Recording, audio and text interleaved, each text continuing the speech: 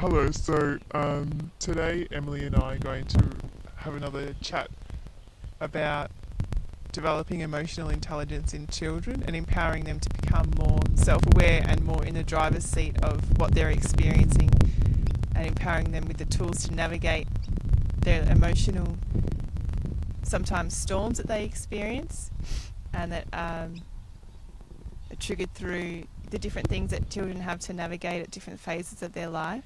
So Emily is actually a mother herself with a beautiful 3-year-old, and she utilises holistic practices in her parenting, so she's a perfect person to have this discussion with. And we're just going to have a chat about that and see what concepts we can flesh out today. Awesome. And explore. Cool. Well, I was prepared for this discussion. I'd written all these notes and then I forgot to bring them with me, so we'll see how this goes. Which is actually one of the challenges of parenting, isn't it? Because we were trying to get out the door. Yeah. Yeah, my daughter's been going through a bit of a phase with separation at the moment, so yeah, my mind wasn't all there. So we're here and we've made it. So yes, we're here. We're doing we'll well see so what far. happens. So did you want to start, or you want me to start? I think maybe what we can just start talking about actually is what is emotional intelligence. So what are we talking about when we mention emotional intelligence? So for me, if you want me to start by answering. Yep. For me, emotional intelligence is having a depth of understanding of your emotions. So you might be feeling a sensation in your body and you might not be aware of that sensation. To me, that's not having emotional intelligence. And because emotions are associated with a sensation that we experience in the body. So sometimes that's the way in to figure out and become aware of what's happening within us. So intelligence just feels like another word for awareness, really. Having emotional awareness. In connection to what's happening. Yeah. So, and I feel like one of the biggest ways we teach it is by being it.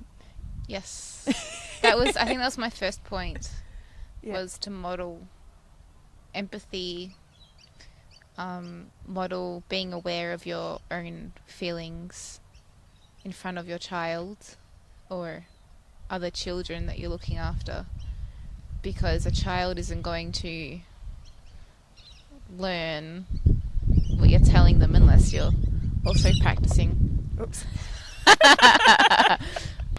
Okay, so picture has changed because the phone fell down the camera.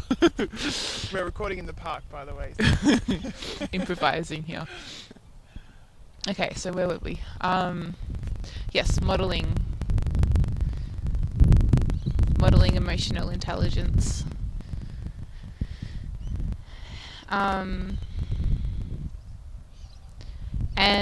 another thing that I think I've picked this up from watching other parents around, and you kind of pick out which techniques you like and which ones you want to use. And one of those is pointing out to your child how other people are feeling, especially if your child has done something to hurt or upset somebody else. So if your child grows up and hits another child, then just saying to them, oh, look at that, look at Johnny's face. Does he look happy right now? What do you think he's feeling? Why do you think he's crying? Or whatever he's doing. And even just in general, I mean, I guess also being careful not to overdo it, because you don't want someone to grow up being overly aware of how other people are feeling. Yeah. But just casually noticing other people's, I guess, body language, expressions, and just having a conversation about that and what might be happening for them. at that point of time. And actually something that my mum did when we were growing up, which is back to the modelling and embodying the emotional intelligence, was if she did have a moment where she lost her cool or lost herself or got angry or just cracked it, and she did yell at us or something like that happened, she would follow up by later on she would come and actually apologise. Yep. And say she would still address whatever the original behaviour was. Yep. We would still discuss that. So Yep. it's not like we ever, in a sense, got away with it. But she also would apologise for having lost control. Yeah. And I still remember that now. And for me that modelled self-responsibility, as well as she was aware of what had happened. It's not like... you know how sometimes there's things that happen as a child where it happens and then it's not talked about, and so there's this weird kind of Disconnection. yes, Yeah. yeah, discord with what's acknowledged in the is acknowledged and what has occurred in the field. Yeah.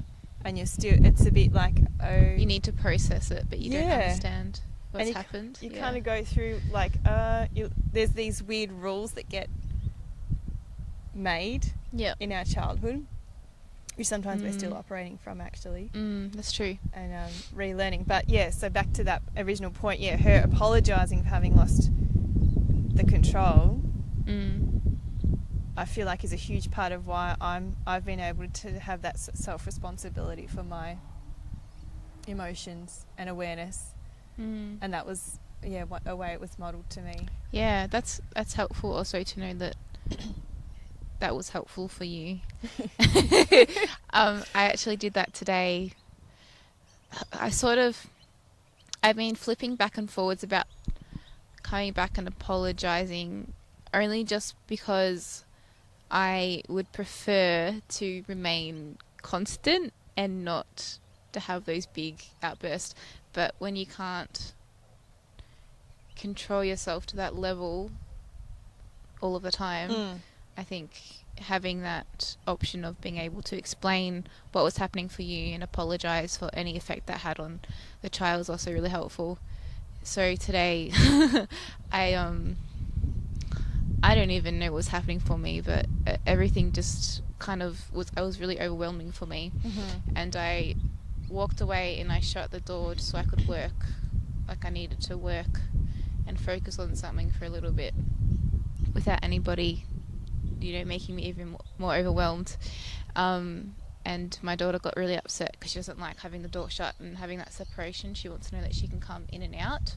And I heard her cry. So I opened the door and I gave her a hug. And then a little bit later, after I'd calmed down, I said to her, I explained what had happened. I said I needed space because I couldn't process anything. And I think that helped because then she could ask me questions and we could discuss it, and she could sort of understand what was happening for me as well, which was really helpful. And I also see that sometimes rubbing off on her in the way that she explains to me how she's feeling at times. That's cool. Yeah. It's really interesting because kids, the way that they express themselves and choose their words is really interesting as well, based on their vocabulary and their understanding.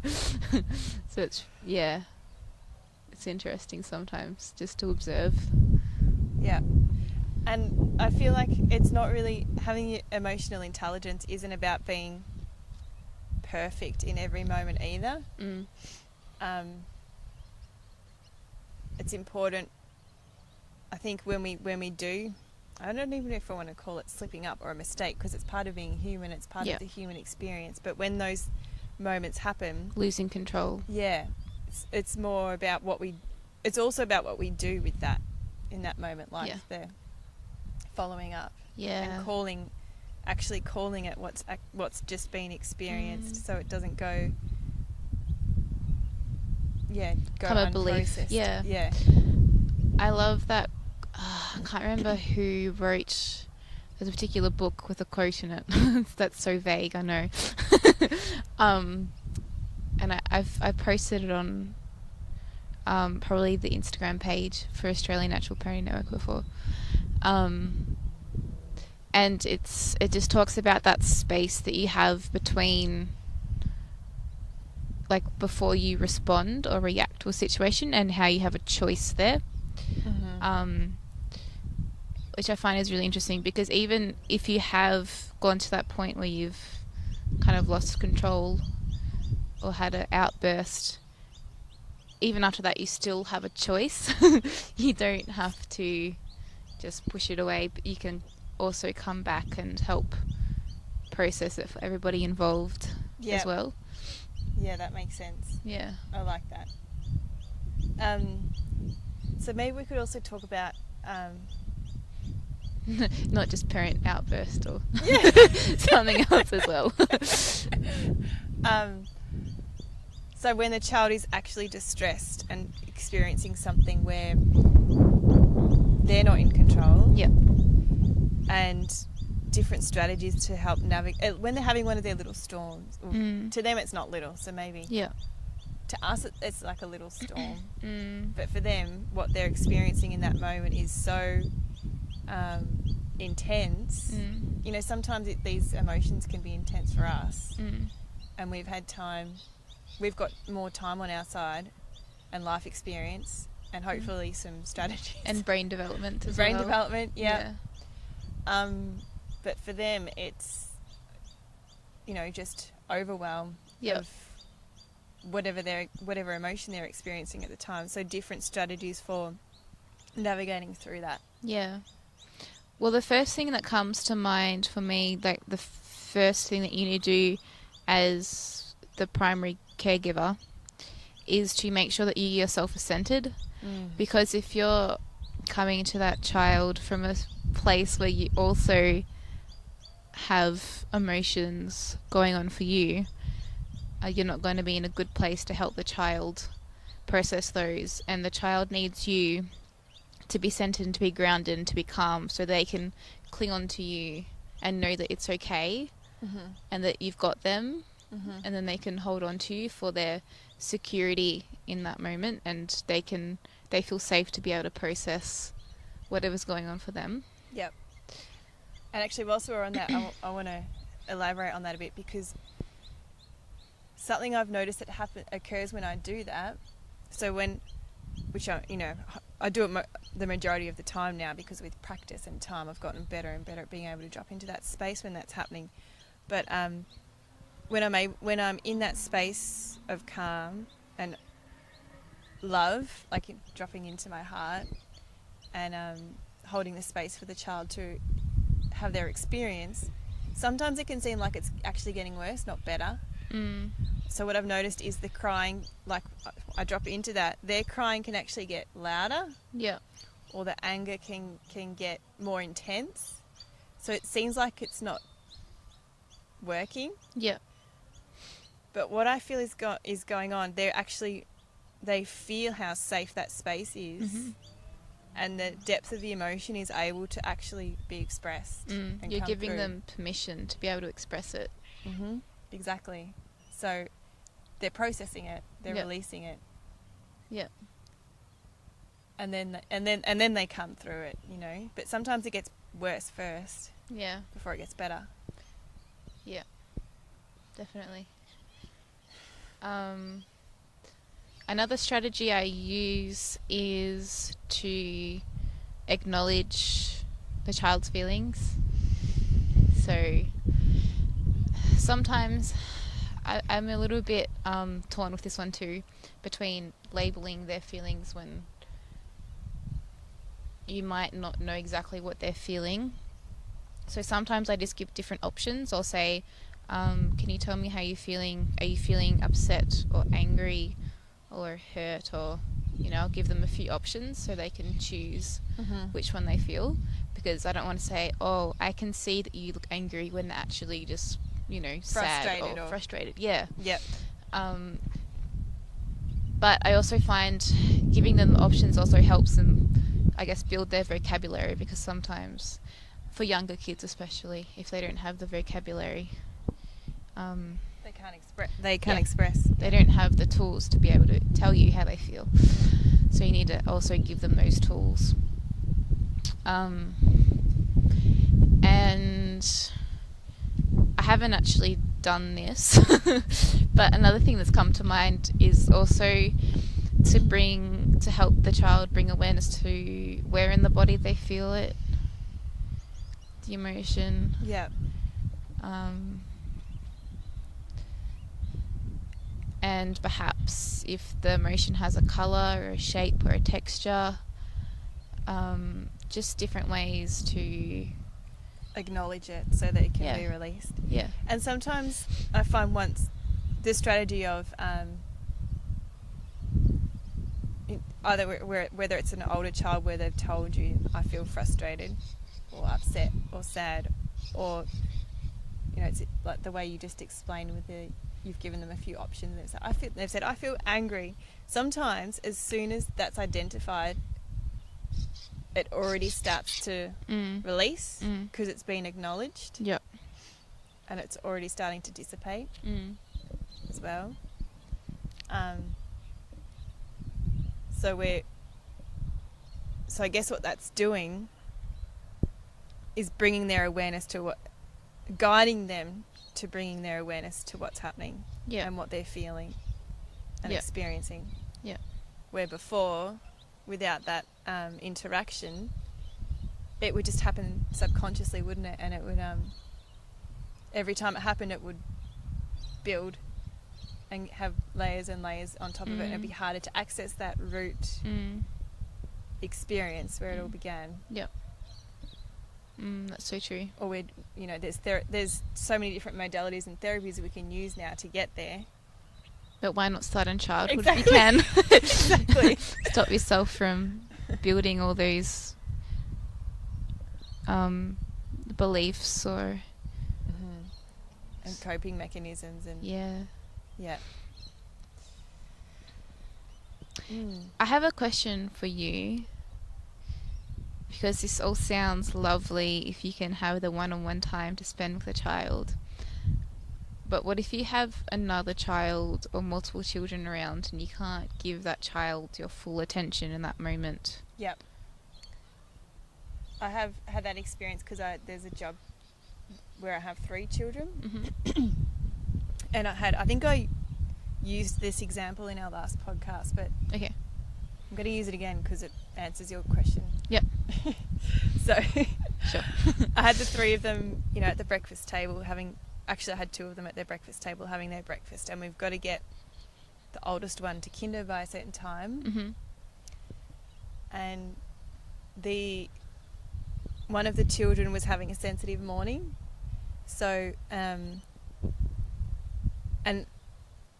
mornings are one of the main times he can be sensitive, and I've noticed partly because I have in the past been in the attitude and the mindset of got to get them ready, got to get them out of the door, got to get to kinder on time. Yep.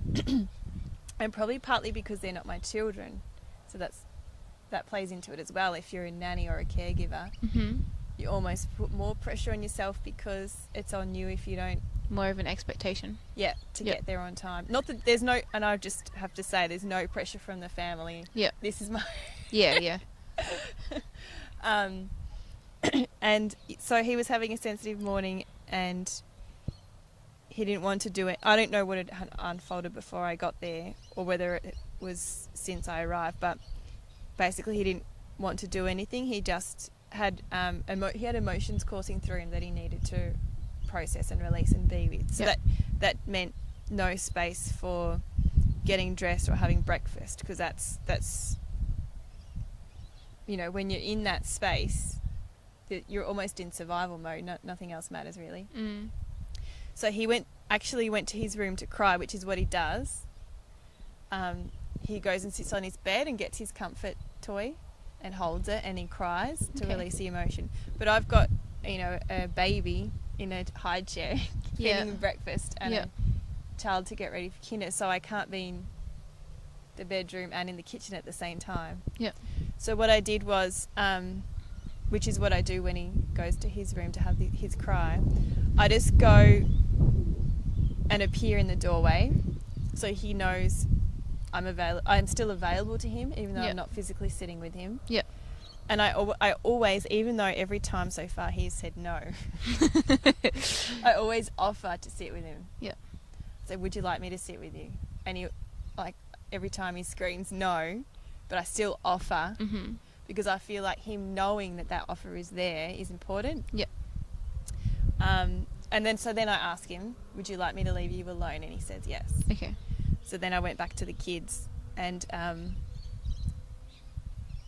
so that's one strategy, because I couldn't be in two places at once. Mm. And if he asked me to sit, if he did want me to sit with him, then I would explain, I just need to get the baby, and then we'll come and sit with you together. Yep. Because I, can't leave the baby In the either. high chair. Yep.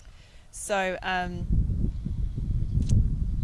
he kept crying. I got the other two ready, and eventually he'd stopped, maybe for about 5 minutes. He was, of peeking in and out of tears. And I went back in there and I said, now, I explained that we needed to leave. We need to go to kinder.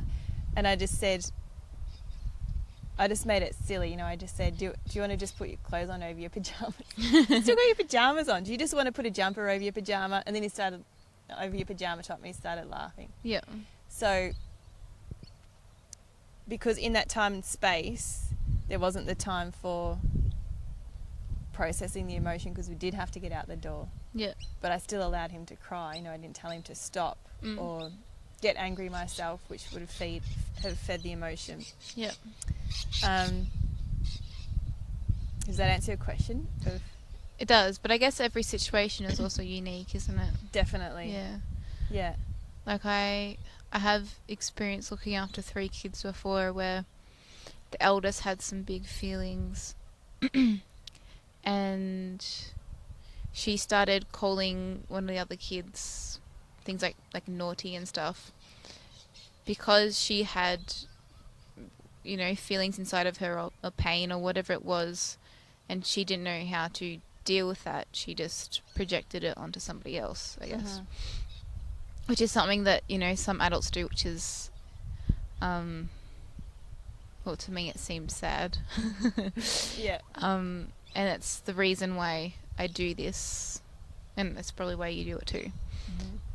But yeah, I had a toddler who was, I had to watch her, because she gets into, you don't know what she gets into. When she's walking around by herself exploring. So I couldn't really get my eyes off her. So with the eldest, I went down to her level, which also is something that is helpful. Yep. To get down to the level, so it doesn't feel like there's a power imbalance looking down on them. And I just said to her, look, I can see that you have lots of feelings now. Can you talk to me about what's going on? And I didn't know her very well, so I was just trying to play it by ear and see, how she processed these things. And we just basically just talked through what happened. I said, this is what I saw outside. And now you seem to be feeling this. And then she rephrased what she was feeling in her own words to clarify it. And then she seemed a lot happier. But because she didn't have that big release as well, later on, when something similar happened, it just triggered her through the same response. Yep. As well. Yeah. So I think she needed that full release. But later, when her mum came home, she must have felt safe with her mum, and then the emotions came out. Yeah, that's generally what happens. Yeah, which is interesting too. Oops.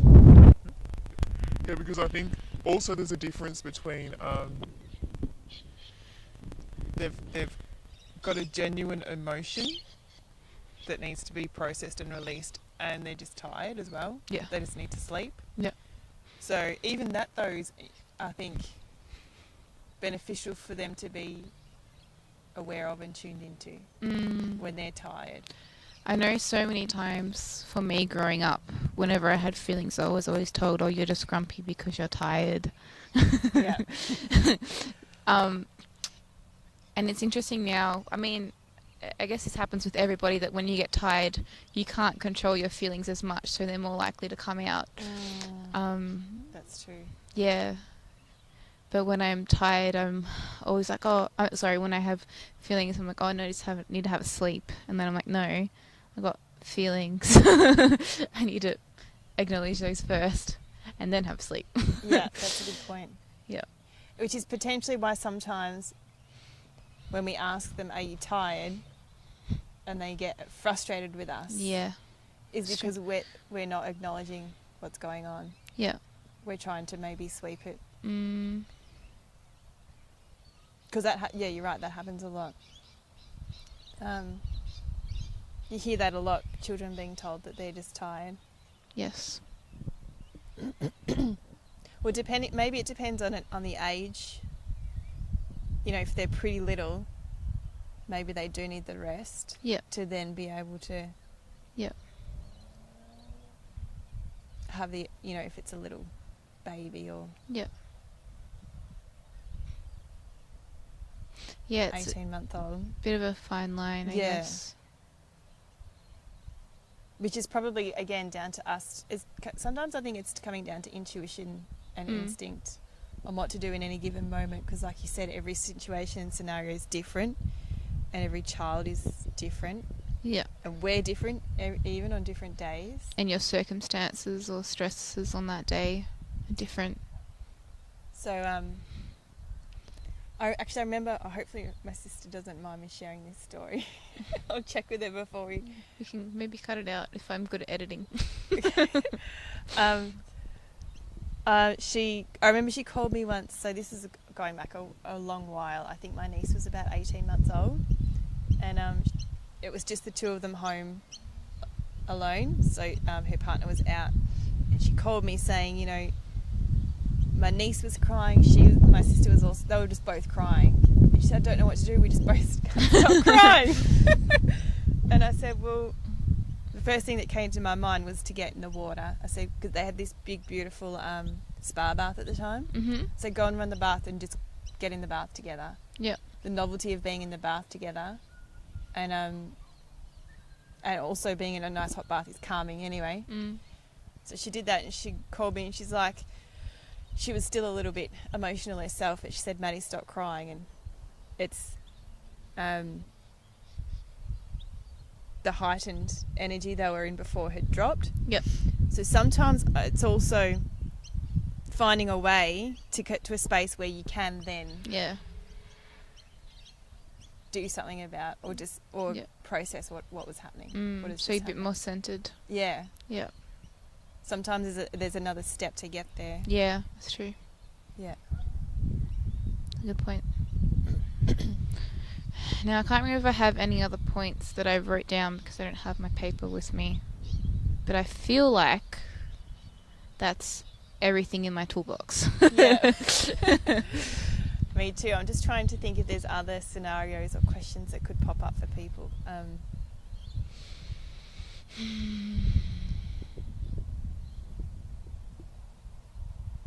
Yeah, we've covered how to, if we do a bit of a recap, we've covered how to support children to develop more awareness of what's happening in their emotional world. Yep. And others as well. Yep, the people around them, as age appropriate, obviously. Mm-hmm. And maybe tools for navigating. We could discuss that a little bit more. Navigating what? So us modelling it, navigating our own emotions, obviously, mm-hmm. just inherently gives them tools because they're learning from what we're doing. Yep, and you can also learn from yourself. Yes. Actually, maybe one of the things I do is sometimes I breathe myself. I'm breathing. You know, to drop in. Yeah. The breath is a good tool. Yeah.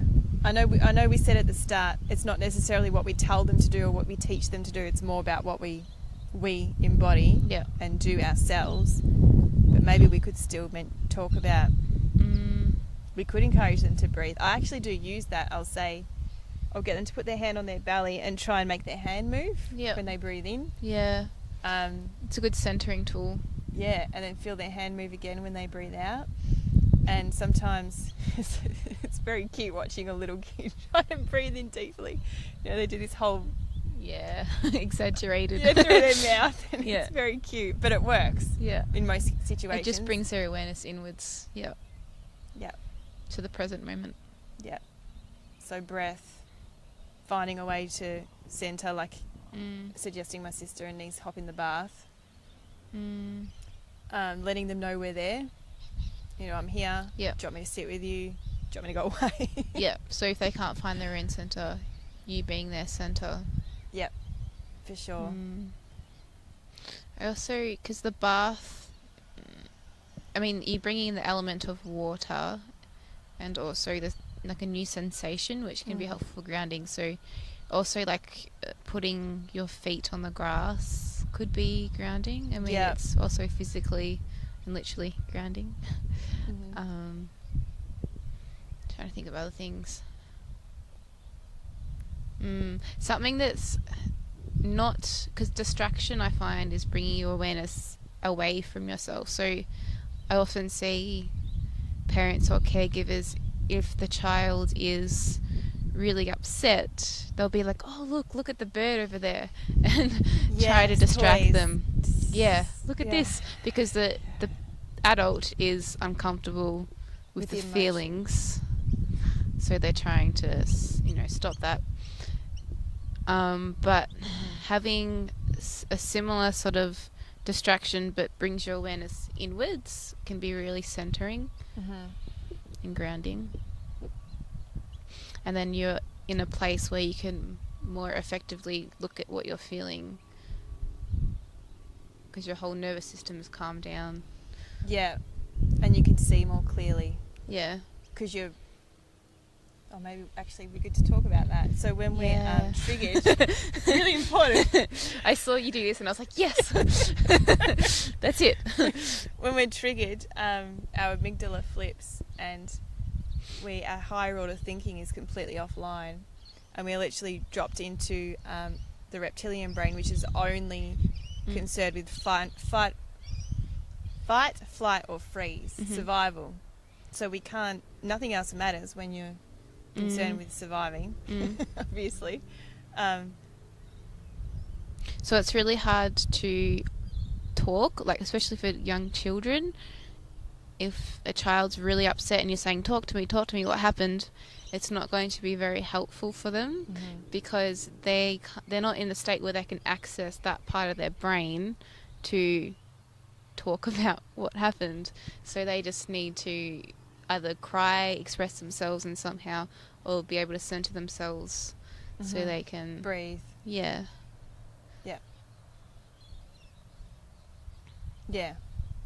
So strategies to... And sometimes it's smell too, smelling something. Smell can be really powerful. Smelling a flower or...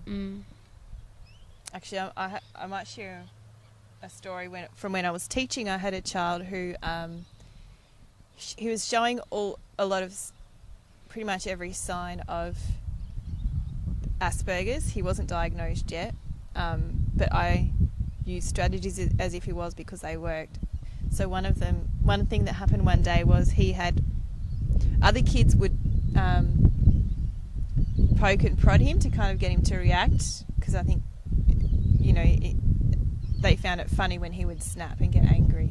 So what had happened was that had occurred, and the bell had gone and they were all lining up to come inside, and someone mentioned to me that it had happened because I was able to calm him.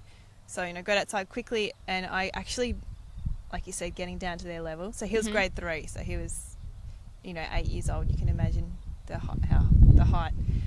I got down actually on my knees and I took his hands, because he wanted to chase this kid who had aggravated him. He was just like a bull that just wanted to get at this other kid. But I got down and I looked into his eye and I held his hands and I just kept repeating to just look at me. Every time he looked at the kid, I said, look at me. No, look at me, look at me. And then when he physically had stopped trying to pull away from me, I put one hand up on his chest and I told him I said, breathe, just breathe. I just kept repeating, just breathe, look at me, just breathe. So even just having that constant Anchor. And really simple, short words as well, so he could understand them. Yeah, exactly. Yeah. That would have been really helpful. So having someone to anchor them. To look at you. Yeah. Okay. I think that covers everything. Yeah, I think so. And the sun's going down, so Yeah. A light's fading. yeah. Cool. Did you want to wrap up? Yeah, well, thank you Oh, no worries. for Thank our you. informal, not impromptu, it was planned. It but, was planned. The words were impromptu. Yeah. The script was not planned, so thank you again for another great chat, and hope you enjoy it. Yeah, I hope it's helpful. Let us know if there's anything that's popped up for you that we didn't cover that might be helpful for you to explore, and hopefully this just encourages some discussions as well.